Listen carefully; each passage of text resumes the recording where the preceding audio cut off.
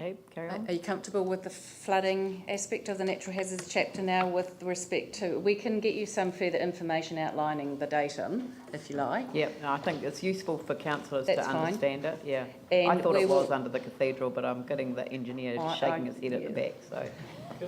And the other thing was make what changes that we can to have... He can answer it. Look, he can answer the question, so... Oh, can you? Sorry, yeah, It'll save you circulating something. It will. So the datum, the Christchurch City datum, is a local survey datum that was decided on many years ago, and the horizontal component is defined as 9.18 metres above mean sea level, which I think mean sea level is derived from Littleton Port.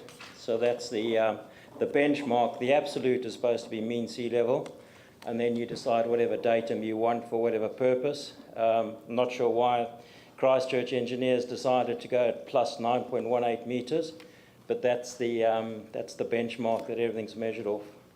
Thank you. Is everyone happy with that? There's Right. just... Beg your pardon. Thank you, Helen.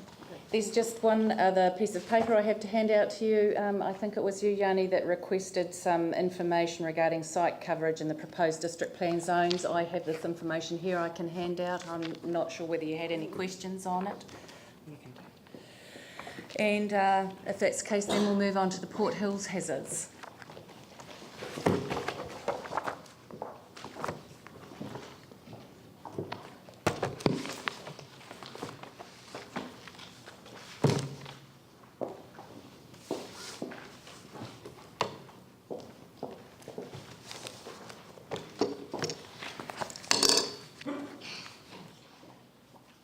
Bless you. Come back to your slides.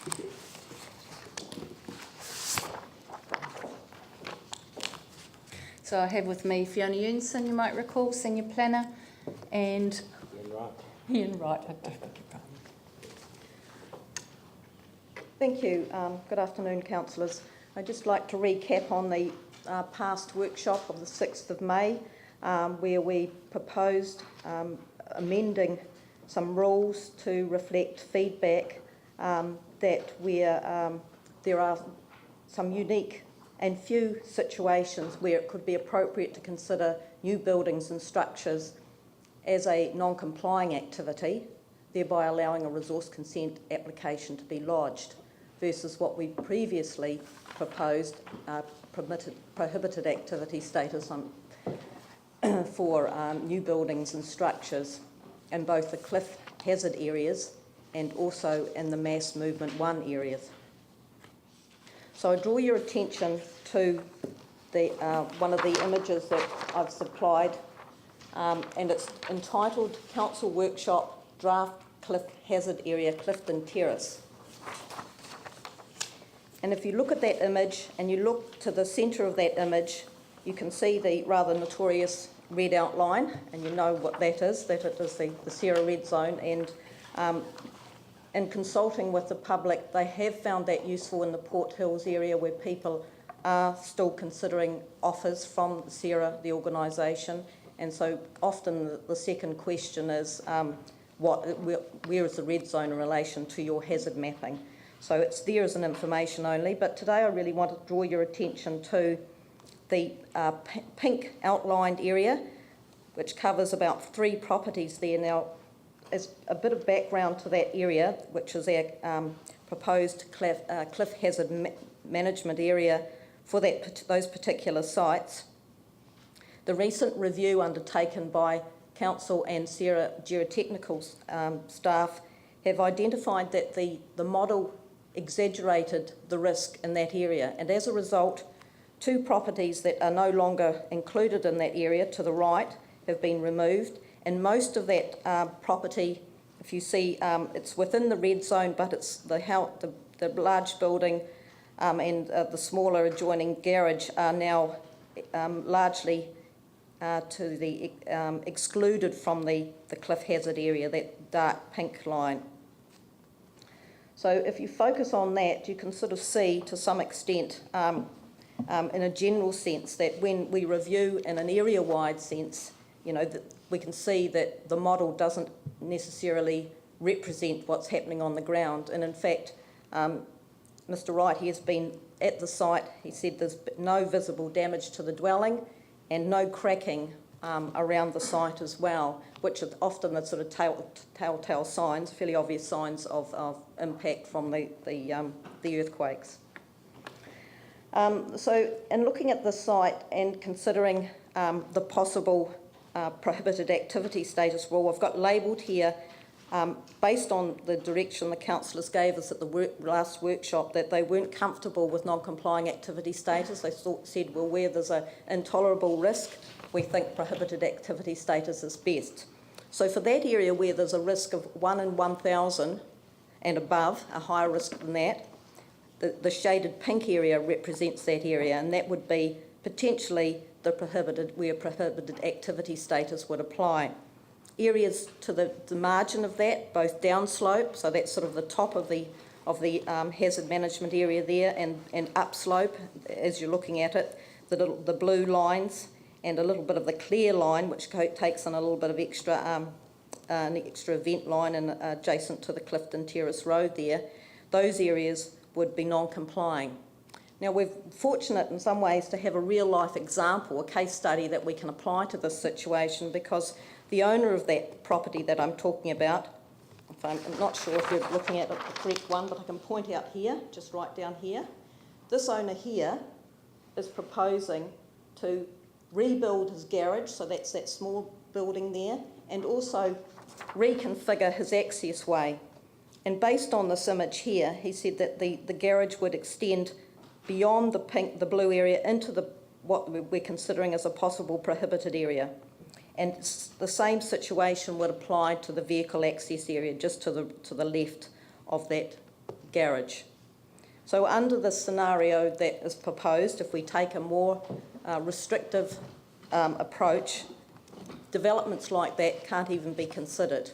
Now, as part of an application for a resource consent, allowed under non-complying activity status, but not allowed under prohibited status, a site-specific geotechnical assessment could be carried out, and one way or the other, that assessment might recommend that the proposed development that the landowner is suggesting is acceptable. It could come back with a contrary view. It might say, well, we've drilled down, we don't think the land is suitable. There is damage there that's not reached, it has a surface expression. It could be underneath the site. That's the sort of thing that a geotechnical assessment would provide. But under prohibited activity status, we can't even consider that. So I think my main concern in getting a key message across to you is that if you're to adopt a more stringent approach, then you need to be confident that the model is robust enough to give you that level of absolute certainty. And in my opinion, which I'm going to refer to my learned colleague here with the experience in that area, but from a planning point of view, we need to be really sure that the model is absolute, but to adopt a prohibited activity status. But from my perception, it seems that the model approximates or estimates reality. It isn't actually reality. So can I ask a question? Yep. Because that was added at the meeting.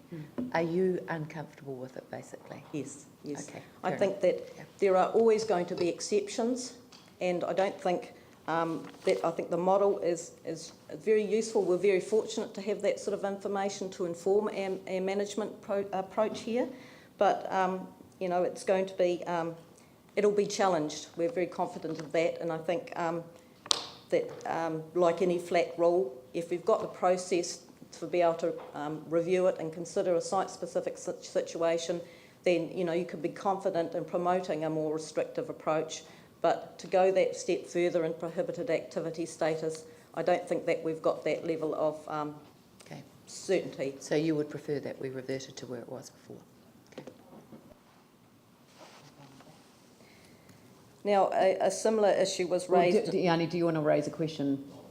It's like, I'm one of the councillors that argued for looking at mitigation, so I totally support on a case-by-case basis where, where you can do it, great, let's do it. But I still think that there's areas in the city that are you wouldn't build. Like,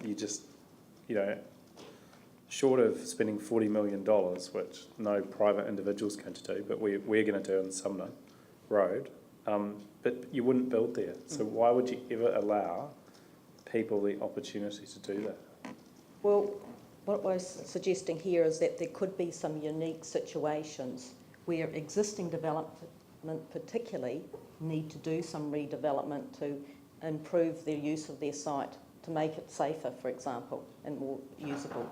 But these rules, of course, aren't retrospective, they're looking to the future, and that's where we're proposing non-complying activity status, which is the most restrictive type of land use, because that status effectively acknowledges that the policies don't expect that sort of activity will go there. I understand. And as a result, the policies are actually talking about avoidance. Yeah. So they're very directive in that. But non-compliance is like, is it 95% of non-complying consents get granted? So But remember, that's No. under the operative plan, and there are yeah, but reasons it behind doesn't. that. I just can't believe that we can go credibly out to our community and say we've had this big earthquake, we've had this huge natural disaster, but as a result, all the land that was available for development is still available for development, which is basically what we're saying if we take this approach. Basically, what we're saying on the GNS model, which we've adapted for our policy, is that 9 times out of 10, the GNS model is very good. GNS will say that it over and underestimates the risk. So we can't use it as a template 100% of the time. And what we know is on the fringes of what is described as the croissant shape of the cliff collapse, where the cliff drops down on each side, the model will overestimate the risk. That's just the algorithms that are used. So it's not a sort of one paint all view. We know that there are limitations of the model. How you go back, and I agree, as I say, 90% of what the model captures, I would be quite comfortable if it was prohibited. As you just take one look at it and you can see it. But the data in the model does have, it overestimates risk in areas, and that's if we go prohibited based just on the model, we will capture those people that have probably got a legitimate case for not doing that. So to me, it's a technical case of whether you then have to go back into the data and ground truth it to a more of a level, use the model as a base, a starting base. But if you want to separate out the sort of prohibited areas, then that's what we probably need to do. We can't just use the model. Can I just add to that from a legal point of view? Use of activity status is one tool to constrain where people build in the district plan. Activity status is one of them. But equally important is all the information gathering that the council is doing in the background about improving the database of information that we've got about what hazards are and where they are.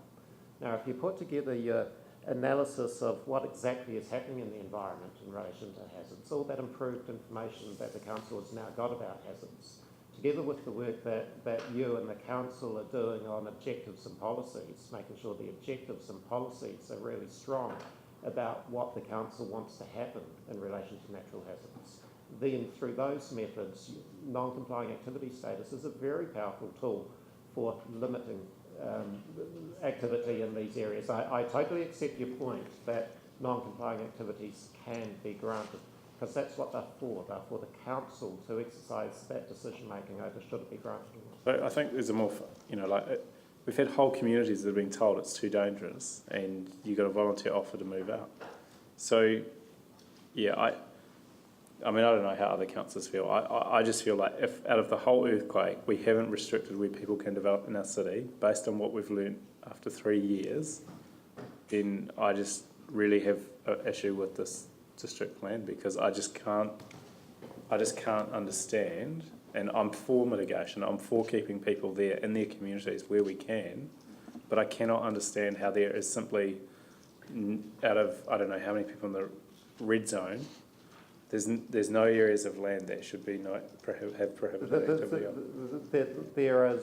There is a possibility which has been flagged by Ian of improving the information even more so as to justify prohibited activity status in some areas. But that's going to require, by the sound of it, a huge amount more work before that could go into the plan. Because what's been described today is that the information that we've got is identifying areas in which there may be absolutely no chance of housing being appropriate. But the scale of the mapping of those areas and the ground truthing of it isn't yet to the point where we can produce it in district plan maps. That it would simply take a lot more work to do that. Did I understand that correctly? Yeah. So what that means is we could still get this chapter out and give people more certainty than what they currently have in order to make decisions about the options that they have. And in future, when that ground truthing is done, and I don't know whether that's possible to be done before the end of the second phase when it comes to you, or it might have to be done through a plan change if that's still what the council wants soon after this district plan has become operative. I don't know how long it would take, that ground truthing. That's something that could still be open to us. It's just not open to us right now.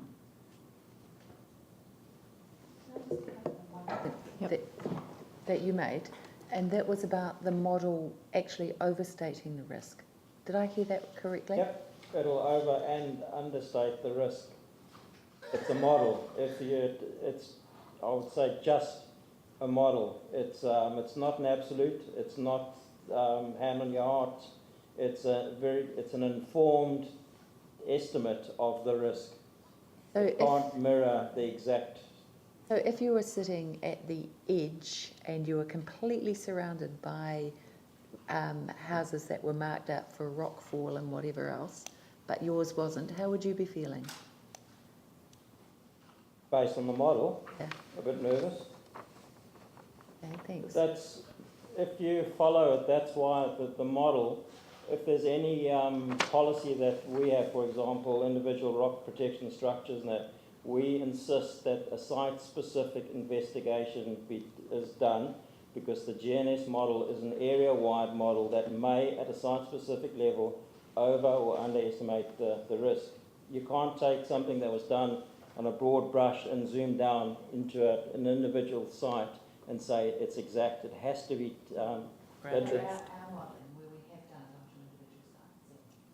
Not every individual site was tested for the model. What about things like S124s? And what we always got told was that the ground truthing is one of the reasons that this whole project has been delayed for, think of the people in the hills and how long they've waited patiently, because, there was ground truthing, there was section 124s, I don't know. There must have been some very localised look at the risks in certain areas. And even when they're going to demolish houses, they must be doing some sort of assessment. That's correct. We go through a phase of doing site-specific risk assessments for a lot of work. We will not rely on the GNS model for a site-specific assessment. So are you keeping a database of what you discover as you go through? Maybe that's the way to do it, that you actually add them to a database? It depends on what the goal is, but what I think we're moving towards is a systematic site-specific investigation of the risk for every property, if you want to put your hand on your heart and say prohibited or non-compliant.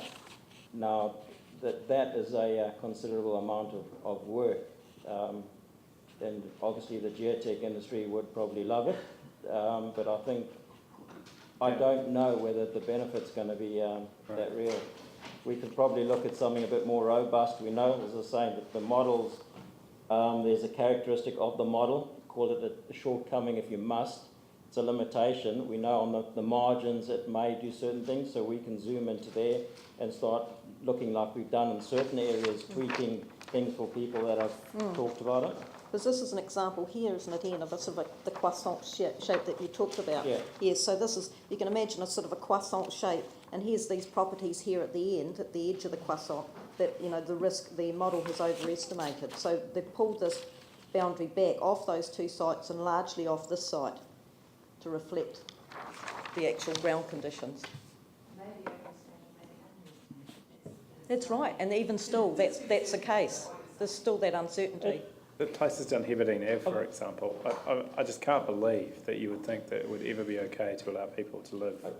And I agree 100%. I mean, if you look at, the big cliff collapse, where we have, and, the history, sadly, the fatalities, I mean, if that's not lesson learnt enough, and those, I'd be the first to say this is just crazy, but we can't use that rubber stamp of the GNS model to do it for everything. Right. Basically what I'm saying.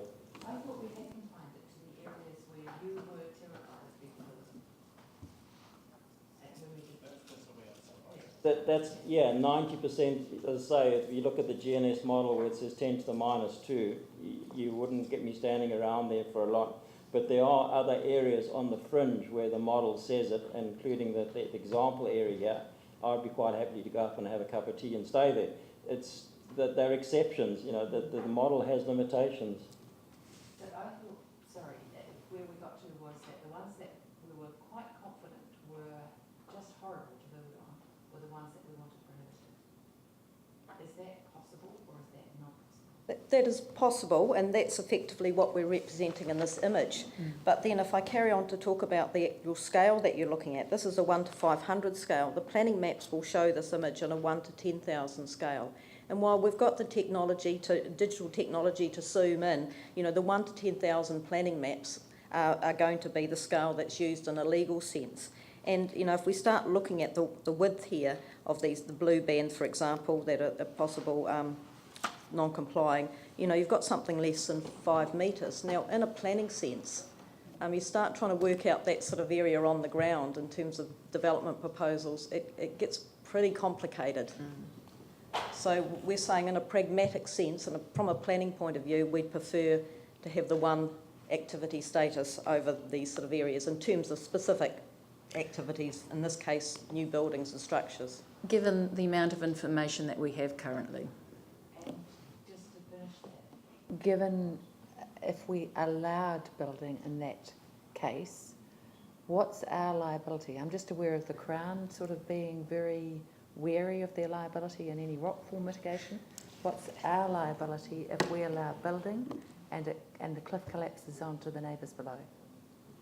There's no liability for decisions properly made under the Resource Management Act.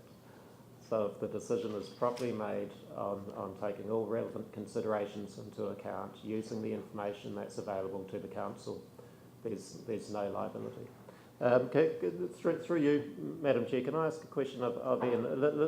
Have you looked at the 1 to 10,000 scale district plan maps and turned your mind to whether you can point to any street or any row of houses and say, well, no, I can put hand on heart and say it should be prohibited activity status there? The answer is no, I haven't gone through that exercise, but I'm fairly confident that we could do a desktop study to filter out some of the areas and get closer to something that we would be confident that we've captured everything appropriately. So the difference there is whether or not this chapter should go out now and give some certainty for people living in the Port Hills, and then deal with that other matter in stage 2, perhaps bring that back in stage 2, if it can be done in time. Alternatively, a plan change outside of when this becomes operative. And recall, it's not that we're allowing people to build a house in this area, it's a non-complying status which requires further geotech assessment. I understand that. And I understand why we got to the prohibited status thing, because we were concerned that we were allowing development on areas that were just unstable. And we didn't want to do that. And in terms of, did we make this decision correctly? I think erring on the side of caution is probably a sensible thing to do. Actually, a very sensible thing to do. So that's why I think we would like to have, if we are totally confident about something, we would like that prohibition. But I appreciate the difficulties of modelling. I'm just aware that, as Yanni says, there must be some learnings out of this, of places that we don't build any longer. Yeah, it's probably to say that the GNS model would be the starting point, but then we would just have to add some value by looking site specifically with the information we have at hand to make, to tweak those boundaries to to adjust where we need to between. And what's a realistic time frame on that? I mean, I've got no idea whether that takes a year or a week, so I'm just ignorant on it. I don't, depending on the resources, I couldn't commit. If something goes out now, sorry to pursue it, but if something goes out now, can it be changed in the second review? No, It will it can't be depend. inconsistent with the decision of the, There is a prospect, Madam Chair, through the draft ordering council for the hearings panel at phase 2. to have the ability to To have the amend. ability to look back at decisions that's already made at phase 1 and say, hey, we need to bring these into alignment. And if that needs a variation to a decision at phase 1, that would have to be notified again as another variation. Right. Yes, we can make submissions. I don't know that this work would be completed in time for you to make submissions on this, though.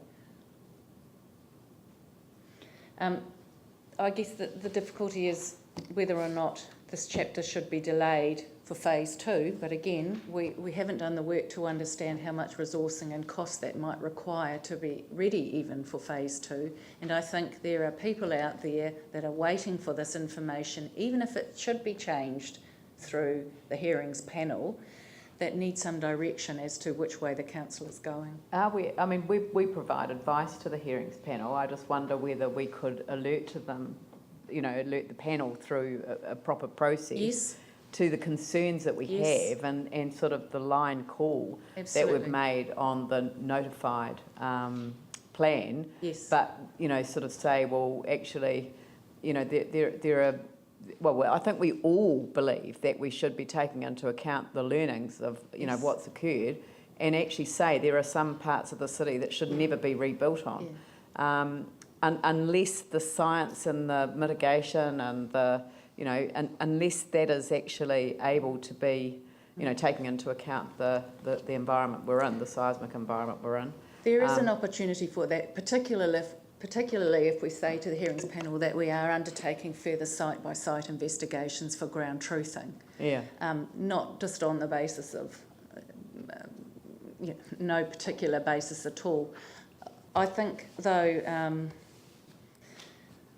that it's still reasonable to get this work out there. This work is certainly understanding that we have learnt something by putting a non-complying activity status on it. However, we have to be realistic with the science behind that and how far it can go. Yeah. So we can say to the hearings panel, for example, if we have started further research and investigation, that would be a good way of informing the panel of what the intentions are.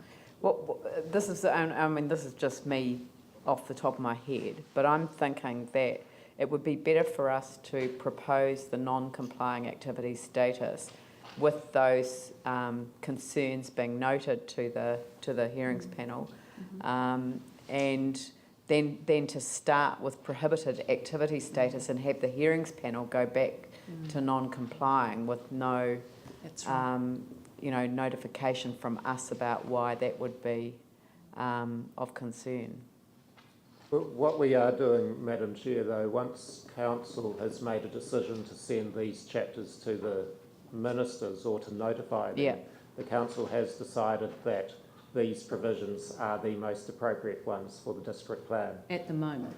At the moment. Given the information. But the council could also flag within the text of the plan itself that there is further work happening.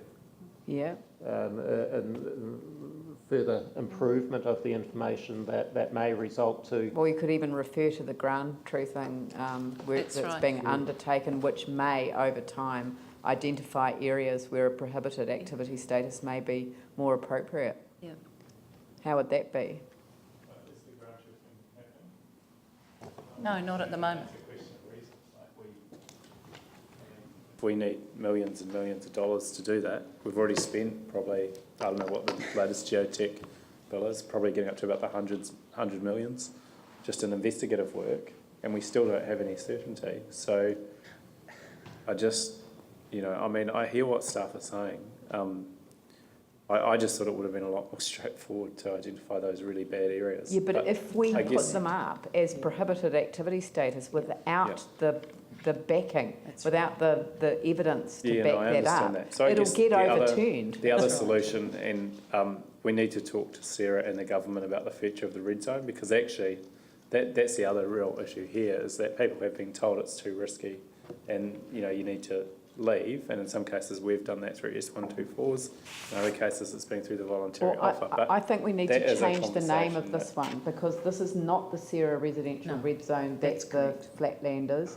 And I think we need a different phraseology for this. And we have, Well, where are your zones? You're still for that? using the red box with Sierra Residential Red Zone. Well, that was only for this example here that we're talking to you about. But I mean, I think there's a wider conversation with government to be had about the future of the red zone that possibly has a different planning Are mechanism. you talking about the Port Hills Red Zone? Both, I think. I mean, we have to No, look no, at well, both. we They're are both quite talking to the different. government about the residential, the flatland, that's separate. Yeah. This is, this issue here is. That's correct, and we're talking about the natural hazard overlays on the second page of your natural hazard maps there. We actually have these different assessment areas and rockfall hazard management areas. So this takes over from any Sierra red zoning.